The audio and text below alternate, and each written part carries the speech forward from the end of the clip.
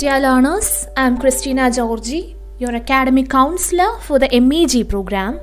Today we will deal with the course code MEG-05, which is titled Literary Criticism and Theory.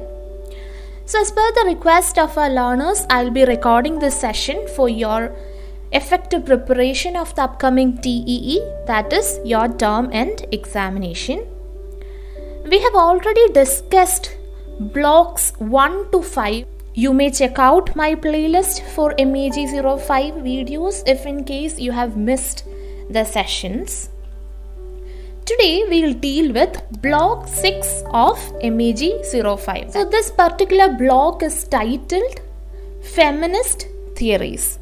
Block 6, Feminist Theories. So like every other block of this course code, this particular block is also divided into 6 units.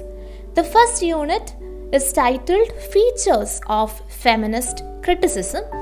It serves you an introduction to feminist criticism, and it is hence important to have an idea regarding this particular unit.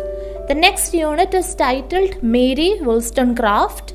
And in this particular unit, we study a vindication of the rights of women. It is a very seminal text from Mary Wollstonecraft. In unit 3, we have Virginia Woolf.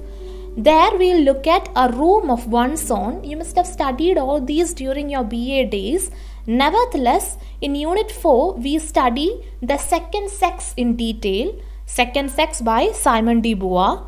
In Unit 5, we study Elaine Showalter. There the seminal text is The Feminist Criticism in the Wilderness. And the last unit deals with feminist concerns in India today.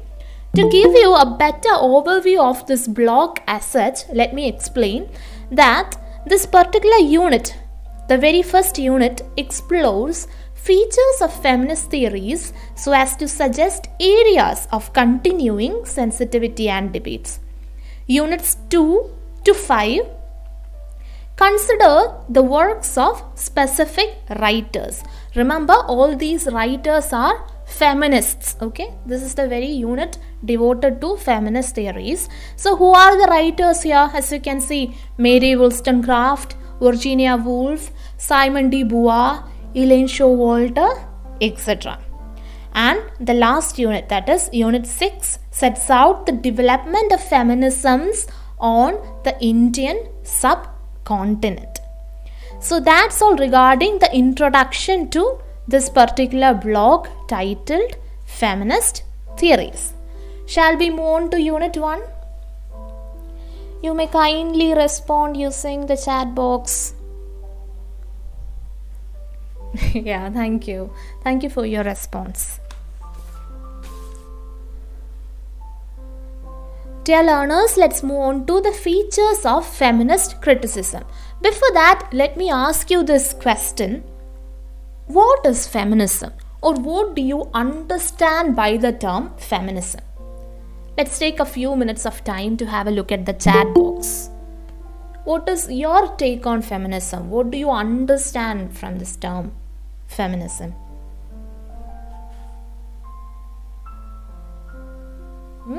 So let's have a look at that. So to put it in simple terms, feminism is simply about all genders having equal rights and opportunities. Yes, exactly. That is correct. That text is correct. So it's about respecting diverse women's experiences, identities, knowledge, strength, and also striving to empower all women to realize their full rights. So feminism can be considered as the belief in full social, economic, and political equality of sexes. That is what is meant by feminism. Feminisms arose in response to Western tradition that restricted the rights of women. So who is a feminist? What is your understanding of a feminist? Are all feminists women, or can other genders also be feminist in nature?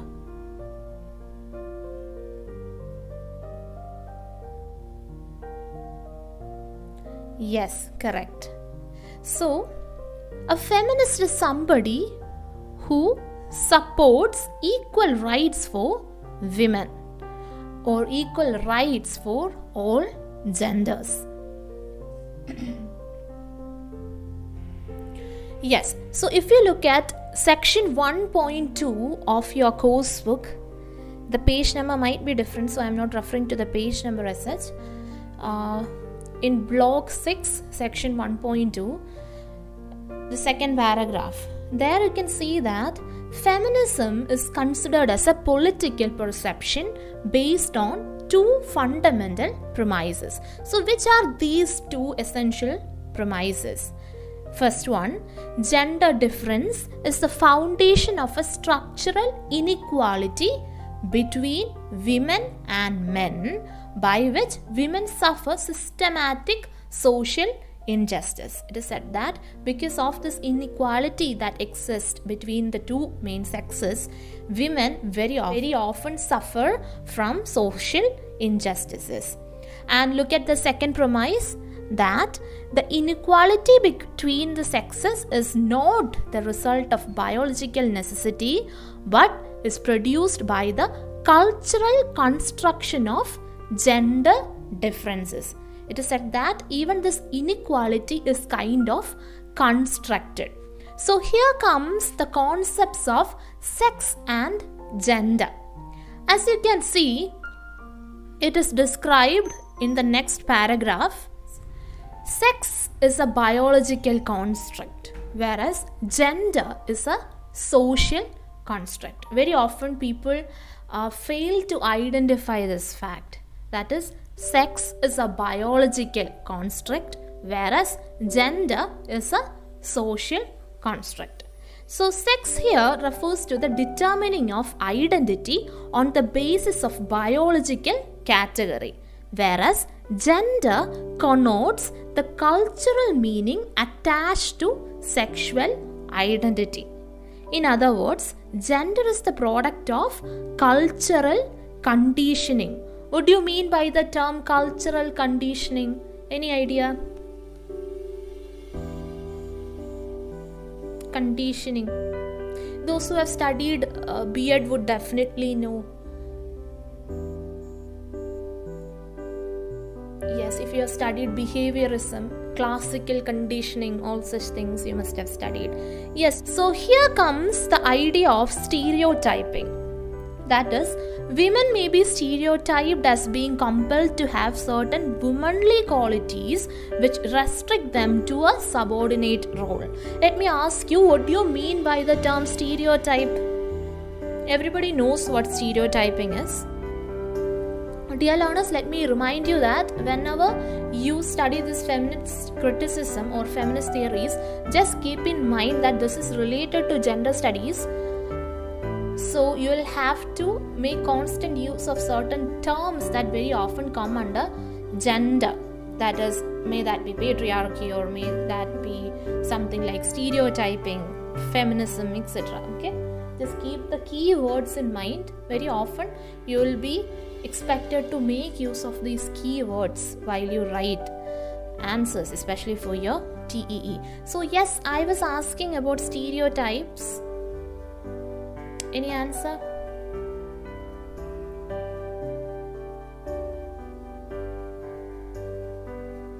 Yes, Roshni, that answer is much more appealing. A factor the society thinks one particular gender should be. Yes. For example, I can give you a very common situation. See, if there is a newborn baby in the family, okay, very often if it is a boy, which color do you knowingly or unknowingly prefer for the boy? Is it pink or blue? Blue. Is that the case with everybody? Yes, these days things are kind of changing. Nevertheless, the majority would buy something blue in color rather than buy something pink in color, because very often the stereotype notion is that girls like pink whereas boys like blue. Another stereotyped version existing between kids is that, see, girls should play with doll while the boy should play with car. Okay, there is one particular brand of chocolate that facilitates free gifts for boys and girls separately. So if you have had if you have purchased this brand, they provide Barbies for girls and they provide cars for boys. Have you noticed that? There are even advertisements for this particular brand. Yes, so they are also making use of this stereotype that exists in our society, and knowingly or unknowingly we also fall victims to this stereotyping. Another interesting examples would be the portrayal of such stereotypes on media. So here is an interesting question. So which type of media manifestation do you love the most? I understand this is the age of OTT and most of you would be watching OTT. Just keeping that aside, people still watch television. Don't you watch television? So if at all you watch, what would be the type of program that you'd love to watch? Is it movies or serials or some variety shows? Yeah, there is this stereotype notion that women watch soaps. Yes, soap opera is the technical term. Okay. Yes, there are people who watch soaps. So look at the very traditional portrayal of female protagonists in soap opera. Yes, there you can see the stereotyped notion. Do you understand what I am referring to? In the traditional serials, they portray this protagonist, the main title character, the lady, as if a stereotyped notion of an ideal woman. Have you heard of this term, this Sarvagun Sampann Bahu? That is the notion that is being portrayed in almost all media manifestations, especially the soap opera. Yes, knowingly or unknowingly, that is the stereotyped notion that is being promoted. Other examples could be very often men are considered as the breadwinners of the family. There are women who are actively working, but very often men are considered the breadwinners of the family and women are often considered to just take care of the kids. Yeah. The sex difference, that is the notion of the women as the reproducer, sanctions gender difference, that is the notion that a woman must set up a family as her chief priority, which in turn requires punishment. All such things are mentioned in section 1.2 of your course book. So let me ask you, is this relevant in this contemporary scenario? Do you think feminism is still significant? See, so long as inequality of genders persist, feminism is required, not just for girls and women, but also for boys and men, because equality is better for everybody. Even in 2022, women are underrepresented in leadership positions and men are underrepresented in caring roles and many more. Okay, so is this concept clear? Yeah, thank you. Yes. So feminist theories range themselves against various structures and interrelationships of power. What are the facets of power? The state, the law, the church, etc. So these institutions of power are mostly patriarchal in nature. So let me ask you this mandatory question. What do you mean by the term patriarchy? Patriarchy is a crucial term in gender studies.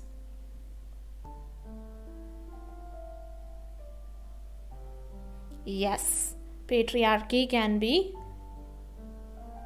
considered as male domination. Yes, I'll explain that in simple terms. That is, patriarchy can often be considered as a social system that gives power and control to men rather than women. Yes, very often the eldest male members head the family. True, the comment is correct. So that can be considered as if an instance of patriarchy. Patriarchy, in other words, refers to male domination, both in public and private spheres. Yes. So, feminists mainly use this term patriarchy to describe the power relationship between men and women. So, an example of patriarchal society is where men hold the control and make rules while women stay at home or they look after their young ones. Yes. So, this is also part of section 1.2 of your coursebook. Structures of power which are described as political operate to reinforce gender stereotypes. These power structures also play a crucial role in gender stereotyping. Remember the keywords: gender stereotype, power structure, ideology. Such things need to be seen in your answer paper to explain it from the TEE perspective. Yes. So these power structures compel the readers, writers and publishers to demand and produce such stereotypes in literature. Now let's move on to the concerns of feminist theories. Feminist theories try to take over the canon. What kind of canon is being referred to? The male-dominated canon. We say it is phallogocentric.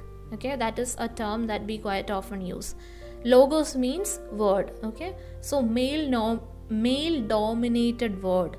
That was what was prevalent in the literature of that times. Yes, if you have watched this video of pseudonyms that I recently uploaded, not just recently, I have uploaded that quite a few months ago. There I have picked out the pseudonyms of those female writers who used to use pseudonyms. By pseudonym we mean false names. That's because they were not in a situation to reveal their identity, because those times it was the male dominated literature that was in scenario. Okay, so feminist theories tried to take over the canon and rescue it from patriarchy by helping readers scan texts, genres or movements so as to make visible the components of gender and gender bias. So by rewriting histories of literature so as to free these gender bias, they tried to reconstruct the syllabi by retrieving genres in which women have excelled, and also by publishing women's writing. So do you know a technical term that we ascribe to women's writing? Women's writing. It is coined by Helen Sixu. Have you heard of this term, écriture féminine? So I have texted the spelling in the chat box. This is not something essentially mentioned in your textbook. I don't think this is mentioned in your course book, but it is essential for you to know such things, because such things are often asked for competitive examinations such as NTA, NET or SET or any other PSC examinations with respect to English language and literature, écriture féminine. Okay, so the person or the feminist who coined this term is called Helen Sixu. She is a French feminist and literary theorist, and she coined this particular term in her essay titled The Laugh of Medusa. Is that clear? Alright, so let's move on to the next section, that is grey areas in feminist theories. I want you to read about this. I'll just mention the most important points. That is, the experience of women is not wholly the same across all cultures. In certain cultures, women become doubly marginalized. Okay, the case of the women in England would not be the same as the case with the women in Africa. There they become doubly marginalized. Firstly, due to gender, and secondly, due to race or color or other matters. So, some cultures are capitalistic or free enterprise cultures which provide the illusion, at least, of choice. Others are state controlled. Literacy levels vary both within and across cultures. Comparatively, our literacy is much more higher, and there are areas where the literacy is not so considerably worth mentioning. And feminist theories approach the discipline from a variety of other theoretical backgrounds as well. It's mentioned in the text. If interested, you can read about it. And feminist criticism, like other forms of literary theory, relates cross-critical boundaries as well. Simone de Beauvoir. Have you heard of Simone de Beauvoir? Simone de Beauvoir always claimed, for instance, that as a Marxist, she was primarily interested in a class-based analysis which treated women as a class among the oppressed all over the world rather than in the condition of women in itself. Another example is that the new historicists, of whose work Edward Said's Orientalism is an example, have a vexed relationship with feminist theories. Feminist theories then cannot only develop an ethic of suffering, they must think, intervene, and reshape the academy and the world. That is what is mentioned in the text. So, to sum up this unit, feminist theories began as one manifestation of an ongoing dialogue between women and men. They illustrate the way in which the world and the academy intervene in the lives and processes of each other. Education, history, and literature, which are public institutions, have always belonged to men for so much longer a time period than to women. Feminist literary theorists identify the gender biases of literature and help both women and men defeat these biases by reading against them. With that, we come to the end of this particular unit.